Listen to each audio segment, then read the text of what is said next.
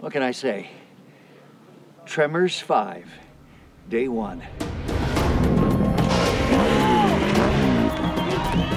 The graboids are back, and they're now in Africa. They're now bigger, they're badder, they're more intense, and they are just stronger killing machines. When the sun rises in Africa, you'll always be running. We're always running in this movie. This is the most physical movie I think I've ever done so far. When a graboid is coming at you, it'll be like a locomotive. Yes!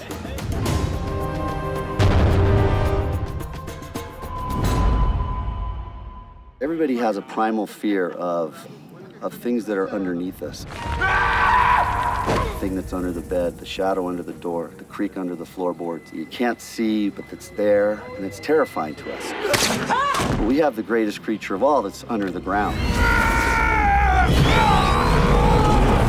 Tremors is a really unique franchise. It's that amazing balance between a sci-fi film with a lot of scares in it, but as well a lot of humor. And that's a very, very difficult thing to find. She was about 10 meals ahead and 20 craps behind. I call it a horror film with classic Western and some comedic elements, which makes it a thing really unto itself. We wanted something that had never been seen in a Tremors film, and I think we've achieved it. And it was something that I have to say our director, Don, really insisted on. We're living now in a world of CGI, and one of the reasons this movie has been possible to make is we were able to do some creatures in prosthetics and then some in CGI. Come on, huh? It's a little bit better than soda cans and a guy in a suit. Yeah. And they look great. The challenge for me as a director is to scare the audience by not showing the creature and then showing it at just the right time. Evolution run amok. Michael Gross is definitely a key element of this film. It was greenlit when he said he wanted to do it.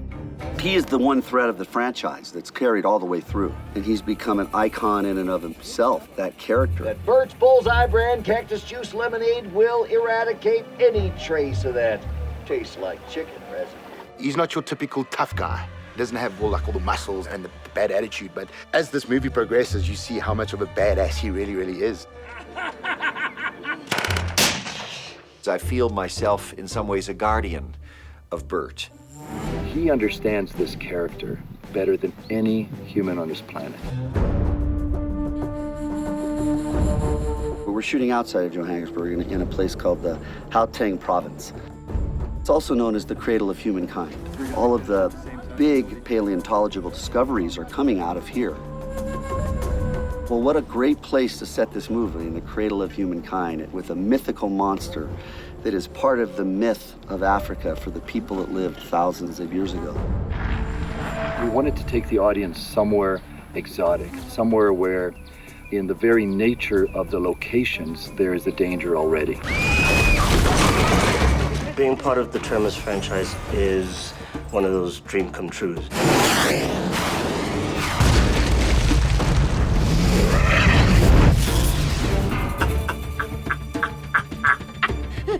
Coming back to Burt Gummer is always fun and interesting because it's a character I love. You got these cool-looking CGI worms that look vicious but real. You got the history of the franchise. We have a confirmed sighting of what you would refer to as an arse blaster. You got Africa. All right, the monster hunters. The audiences should be thoroughly entertained.